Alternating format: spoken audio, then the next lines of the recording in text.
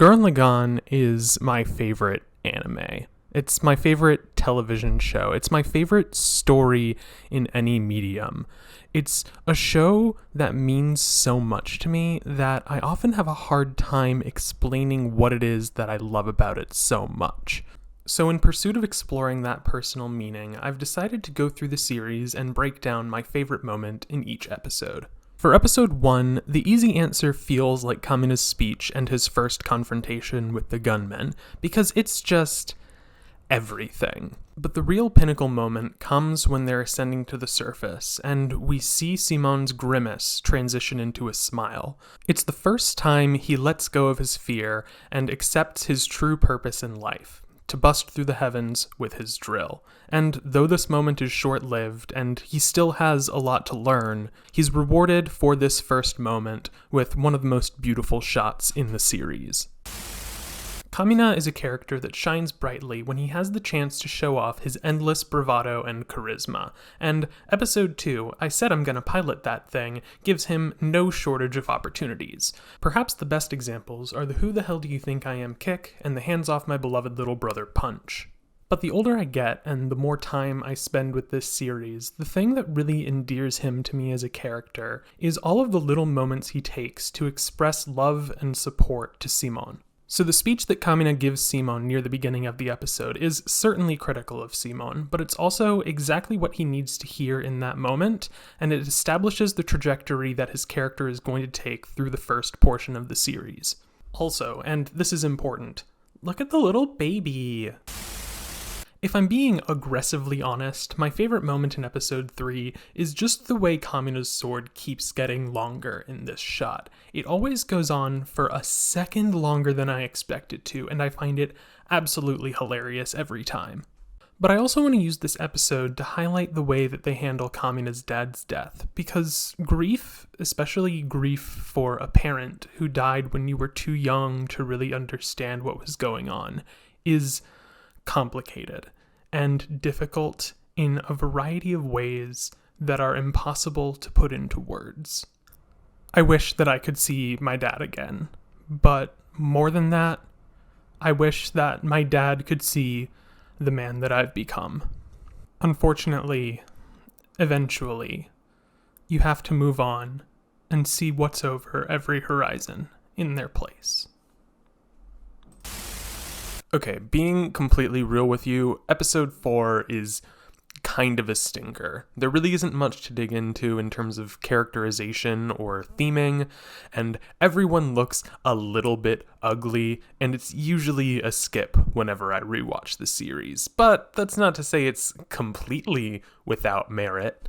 The combining sequence is beautifully animated, and I really want to highlight the design of the main mecha of the series, because it's so cool, and it just tickles my brain in all the right ways. This episode also establishes Buta as being more than just the pet of Team Gurren. It establishes him as being like a real contributing member who has a lot to give the team. Episode 5 is the first episode to really dig into one of the core themes of the series, and it's the first episode to make my religious trauma flare up. So when Kamina asks Father Magen, if you had this much spirit all along, why didn't you do anything? It's an incisive question, because we all spend so much time and energy and anguish upholding the oppressive systems that cause us to hurt the people we love. We bend over backwards to justify the suffering we experience and the suffering we inflict onto others, when instead we could take that energy and work together and dedicate it towards building a better future for everyone. Like Rossyu, I don't believe anymore either.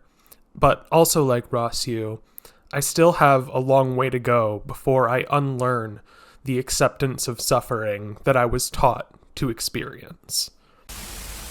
One of the most important yet simultaneously underappreciated aspects of the series is that no matter how absurd the situations get, and they get very absurd, the sincerity of the characters is never undermined. We never have a moment where a character looks into the camera and says, "Man, this is such a wacky situation, isn't it?"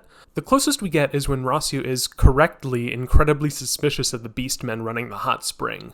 But even in this case, the comedy comes from the characters reacting believably and understandably to an unusual situation. Because of this commitment to sincerity, when Kamina says something like, "I want to go to the moon someday," we can believe that it's actually possible until such time as it's proven that it isn't. I want to give them a world where kids can look up at the sun without a care in the world.